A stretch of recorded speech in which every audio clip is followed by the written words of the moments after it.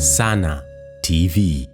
Alhamdulillah nahmaduhu wa nasta'inuhu wa nastaghfiruh wa nastahdihi wa nastaghithuhu wa nu'minu bihi wa natawakkalu alayhi wa na'udhu billahi min shururi anfusina wa min sayyiati a'malina. Innahu man yahdihillahu fala mudilla lahu wa man yudlil fala hadiya lahu. Wa ashhadu an la ilaha illa Allah wahdahu la sharika lahu shahadatan tu'ribu biha al-lisan amma tadammanahu al-janan min at-tasdiq biha wal-id'an. Nashhadu annahu abdullahi wa rasuluhu ballagha risalata rabbih wa adda amanatahu wa nasaha ummatahu wa jahada fillahi haqqa jihadihi hatta ataahu al-yaqin. Salawatu rabbi wa taslimatuhu alayhi wa ala alihi wa sahabatihi al-ghurril mayamin wa man tabi'ahum bi ihsanin ila yaumiddin. Khalaqa minha zawjaha wa batha minhuma rijalan kathiran wa nisaa wattaqullaha alladhi tasaaluna bihi wal arham inna Allaha kana alaykum raqiba. Na wahusieni watukufu wa Islamu, kama ambavyo kwamba naihusia nafsi yangu katika kumcha Mwenyezi Mungu Subhanahu wa Ta'ala. Watukufu wa Islamu, tukizungumzia kuhusiana kumcha Mwenyezi Mungu, tunachokimaanisha ni kwamba sote tushikamane na amri zake Allah Subhanahu wa Ta'ala na tukae mbali na makatazo yake, na hilo ni kwa sababu ya yaliyomo ndani yake. Pale tutakaposhikamana na ucha Mungu tutazipata radhi za Allah Subhanahu wa Ta'ala, lakini tutafungukiwa pia katika maisha yetu hapa duniani, tutakapokuwa kaburini, na hata kesho tutakaposimama mbele ya Allah Subhanahu wa Ta'ala tutakuwa ni miongoni mwa watu wenye kuokoka. Inna lilmuttaqina mafaza. Watukufu wa Islam, baada ya kuwahusia na kuihusia nafsi yangu kumcha Mwenyezi Mungu Subhanahu wa Ta'ala, tuko mwishoni mwa mwezi wa Safar. Tunataka tuanze mwezi wenye nuru wa Rabiul Awwal al-Anwar. Hatuna budi kuzungumziana kwa nia ya kuandaana juu ya alama, bishara na ishara za kuzaliwa kwa Mtume Muhammad sallallahu alayhi wasallam. Watukufu wa Islam, sote twatambua kwamba lengo la kuumbwa kwa wanadamu na majini ni ili kumwabudu Allah Subhanahu wa Ta'ala. Wama khalaqtul jinna wal insa illa liya'budun. Ndo lengo na kusudio kubwa la Allah Subhanahu wa Ta'ala. Tukae katika ibada, tukae katika kuyatenda yale anayoyaridhia Mwenyezi Mungu Subhanahu wa Ta'ala. Allah Subhanahu wa Ta'ala hakuliweka lengo hilo kwamba tuote kwa vichwa vyetu, tulifikie kwa vichwa vyetu, bali ameweka namna ya kutufikisha katika lengo la ucha Mungu, lengo la kumwabudu yeye Allah Subhanahu wa Ta'ala. Miongoni mwa nyenzo, njia, wasail na mbinu za Allah Subhanahu wa Ta'ala za kuweza kutufikisha sisi katika ucha Mungu, katika kumwabudu yeye Allah Subhanahu wa Ta'ala, katika kuyatenda yale anayoyaridhia Allah Subhanahu wa Ta'ala, ni Allah Subhanahu wa Ta'ala ametuletea mitume. Imekuja mitume tangu baba yetu Adam alayhi wa ala nabiyina salatu wassalam mpaka mtume wetu Muhammadi sallallahu alayhi wasallam. Watukufu wa Islam, nikisema nizungumze tangu kutoka nabii Adam mpaka nabii Muhammad sallallahu alayhi wasallam, wakati hautaruhusu. Naomba mniruhusu nizungumze kwa mukhtasari sana mara baada ya fitna zilizotokea katika zama za Nabii Isa alayhi wa ala nabiyina salatu wassalam, na Nabii Isa kupaishwa ama kunyanyuliwa na Allah subhanahu wa ta'ala kupelekwa mbinguni. Nini kilichojiri huku nyuma katika kipindi kinachotajwa na wanawachuoni wa historia kwamba kinachokadiriwa kuwa ni miaka 700, karne 7 ama kuzidi kidogo, baada ya Nabii Isa alayhi wa ala nabiyina salatu wassalam kupaishwa, yalitokea maajabu mengi ndani ya dunia hii. Ukitazama katika ule ulimwengu wenyewe wa Bani Israili, katika maeneo yale yaliibuka ya kuibuka yasiyoelezeka. Watukufu ndugu zangu katika imani, mabaki ya elimu ya Injili na mabaki ya elimu ya Taurati yalisalia, yalikuwepo. Mwenyezi Mungu Subhanahu wa Ta'ala aliyahifadhi, na tunaambiwa na wanahistoria kwamba ushahidi wa kuwepo kwa mabaki ya elimu ya Injili na Taurati ni tukio la kupewa utume Mtume Muhammad sallallahu alayhi wa ala nabiyina salatu wassalam. Mtume sallallahu alayhi wasallam wakati anapewa utume, Sayyidina Jibril alayhi salam alimwendea Mtume Muhammad katika ghari Hira, akambana mbavu, akamwambia iqra, kisa maarufu. Mtume sallallahu alaihi wasallam tukio lile likamfadhaisha sana. Mtume sallallahu alaihi wasallam baada ya kufadhaika alirudi nyumbani, kuondoka kule khalwa, kule mahali alikokuwa anakwenda faragha kwa ajili ya kumwabudu Mwenyezi Mungu kupitia dini ya babu yake Ibrahim. Alikuja kwa mama Khadija bintu Khuwailid radhiallahu ta'ala anha, akaanza kumsimulia yaliyomtokea kule. Kwanza mama Khadija akaanza kuzungumza na Mtume sallallahu alaihi wasallam katika kuonyesha pia mabaki ya Injil, mabaki ya Taurati, mabaki ya ilmu ya wahi kwamba yapo. Mama Khadija anamwambia Mtume Muhammad, kalla kalla la yukhzika Allahu abada, hapana, haiwezekani kwamba kilichokutokea wewe kiwe ni kitu cha kishetani, haiwezekani. Innaka latasilu rahim, mbona wewe tabia zako ni nzuri. Miongoni mwa tabia zako unaunga udugu wako, unawapenda ndugu zako, uko karibu na jamaa zako. Watahmilu lkalla, wewe watu wasiojiweza unawanyanyua, unawashika mkono. Wataksibu lmaadum, wewe unawapa watu vitu wasivyovipata, wanavyovikosa. Takri dhaif, wewe unamkirimu mgeni anayekuja nyumbani. Wanahistoria wanasema mambo haya mama Khadija ameyatoa wapi? Mbona haya mambo ni mambo ya kiungu? Mbona mambo haya ni mambo ya kiwahi? Mbona mambo haya ni mambo ya vitabu vya Mungu? Maana yake ni kwamba elimu ya Taurati, elimu ya Injil, bakaa yake ili kuwepo. Lakini ushahidi mwingine, mama Khadija anamwambia Mtume kwamba hapana, mimi siwezi kumaliza maneno hapa, lakini twende kwa ami yangu, twende kwa baba yangu mdogo mimi, mzee Waraka ibn Naufal, twende ukamsimulie haya yaliyokusibu, tusikie neno lake.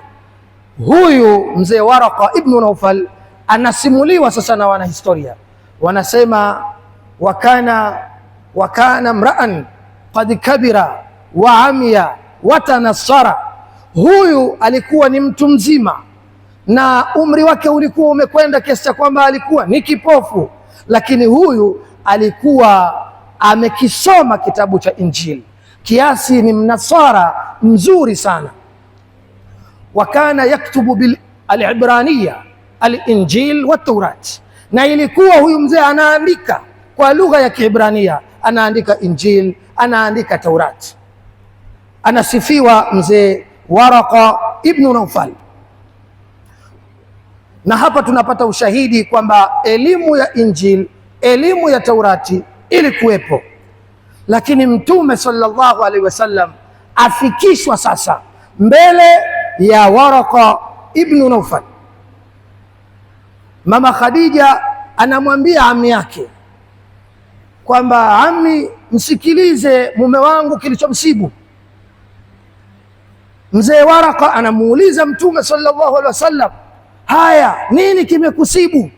Mtume sallallahu alaihi wasallam anaelezea, nilikuwa katika pango, amekuja kiumbe nisiyemfahamu, ananiambia nisome, akanibana mbavu kweli kweli, mara ya kwanza, mara ya pili, mara ya tatu, kanikaba sana. Mzee Waraka ibn Naufal anamwambia Mtume Muhammad sallallahu alayhi wasallam, dhalika an-namus alladhi yanzilu ala al-anbiya, kiumbe kilichokujia wewe ni malaika mtakatifu ambaye anawashukia mitume.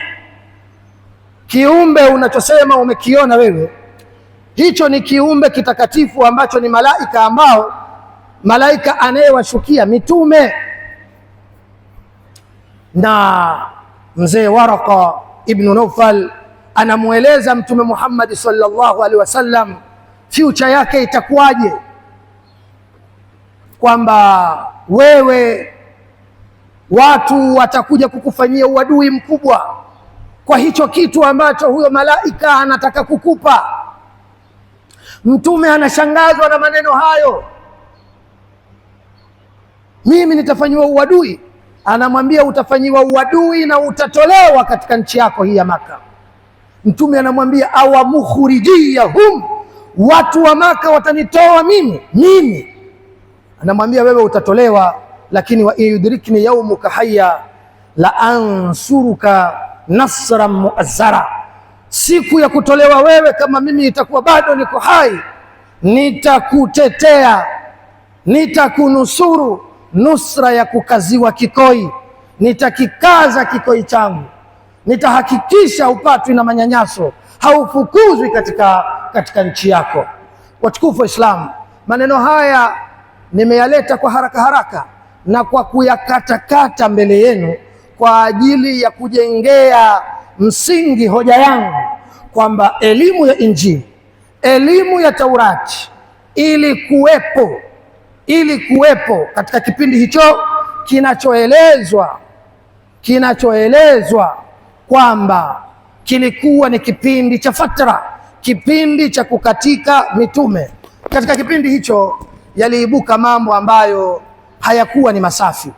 Pamoja na elimu hiyo kuwepo, lakini yaliibuka mambo ambayo kwamba hayakuwa ni masafi, mambo ambayo ni mengi, lakini tunaweza tukajikumbusha jambo moja ambalo ni watu kuwaua wakiwa hai watoto wao wa kike.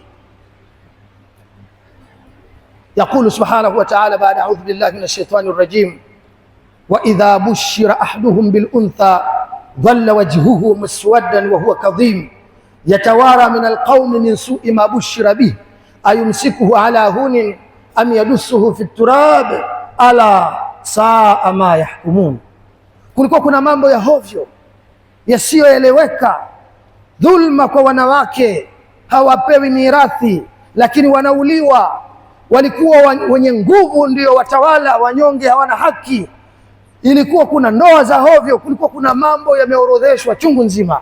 Lakini miongoni mwa mambo ya kutisha ni suala la watoto wa kike kunyimwa haki yao ya kuishi, wakawa wanauliwa, kwa maana ya kwamba wataleta aibu katika familia, kwa maana ya kwamba hawana uwezo wa uzalishaji, hawatazalisha mali wala hawatazalisha chochote.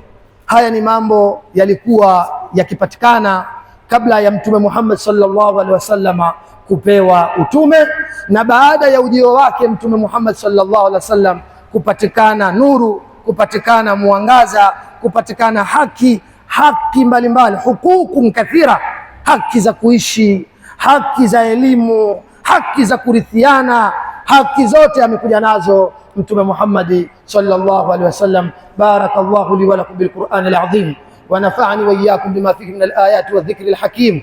Aqulu qawli hadha wa astaghfirullaha al azim li wa lakum fastaghfiruhu fa ya fawza al mustaghfirin wa ya najata at taibin. Alhamdulillahi al fa'il al mukhtar wassalatu wassalamu ala sayyidina Muhammadin safwatil abrar. وأشهد أن لا إله إلا الله الواحد الأحد وأشهد أن سيدنا محمد رسول الله سيد السند.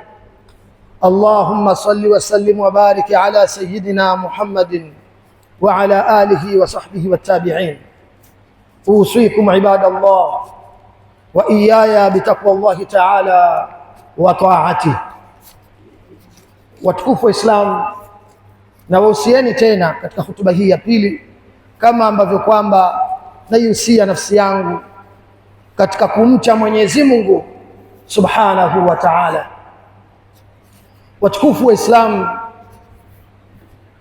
twaelezana bishara za ujio wa Mtume Muhammad sallallahu alaihi wasallam na hali ilivyokuwa ndani ya ulimwengu tuliokuwa nao kabla ya ujio wake Mtume Muhammad sallallahu alaihi wasallam. Tumegusia tukio la kutisha la kunyimwa haki ya kuishi watoto wa kike, kwamba walikuwa wanauliwa ama wanazikwa wakiwa hai. Wa idha almauudat suilat bi ayi dhanbin qutilat, wanazikwa watoto wa kike wakiwa hai. Ajabu ni kwamba katika wakati wetu wa sasa ni kupatikana baadhi ya watoto wa kike wanaouona Uislamu kwamba ni adui wao, kwa sababu tu Uislamu umewavika nguo, umewataka watulie majumbani, umewataka wao waongozwe na wanaume na sababu nyingine ambazo kimsingi zinajenga heshima ya watoto wa kike.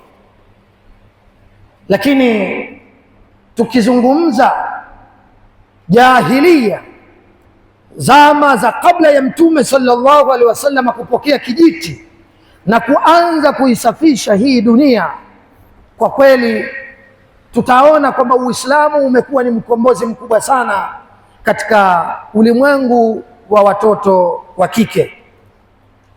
Watukufu wa Islam, miongoni mwa mambo waliokuwa wanafanyiwa watoto wa kike ni kuolewa katika mtindo usiokuwa na stara wala ridhaa, kuolewa katika mtindo mchafu huo.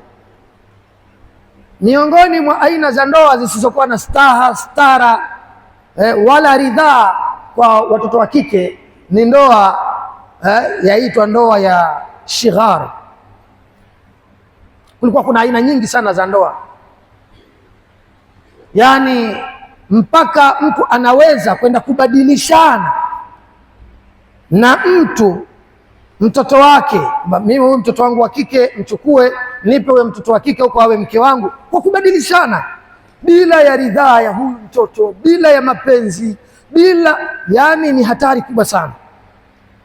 Lakini tumwangalie Mtume Muhammad sallallahu alaihi wasallam. Mtume Muhammad sallallahu alaihi wasallam anasema katika hadithi tunayomalizia, la tunkahu al-ayyim hatta tustamar, asiolewe mtoto wa kike mpaka yeye mwenyewe ashauriwe, atakwe amri, atakwe idhni. Katika riwaya, la tunkahu al-bikru hatta tustadhana, asiolewe mwanamke mwanamwali mpaka itakiwe idhini yake. Wakashangaa masahaba, vipi mwanamke mwanamwali atazungumzia habari ya jambo asilolijua? Mtume sallallahu alaihi wasallam akasema, wa idhnuha samtuha, idhini yake ni kule kunyamaza. Akiwa amenyamaza baada ya kuonyeshwa mwanamume, basi tayari ndo mwenyewe amekubali. Manake kama hamtaki atasema huyu simtaki. Hiyo ni demokrasia, huo ni uhuru, hiyo ni haki kubwa waliopewa wanawake ndani ya Uislamu. Inna Allaha wa malaikatahu yusalluna ala nabi يا أيها الذين آمنوا صلوا عليه وسلموا تسليما. اللهم صل وسلم وبارك على سيدنا محمد وعلى آل سيدنا محمد، وارض اللهم عن جميع صحابة رسول الله الكرام، خصوصا منهم ذي العصر العريق أمير المؤمنين سيدنا أبي بكر الصديق،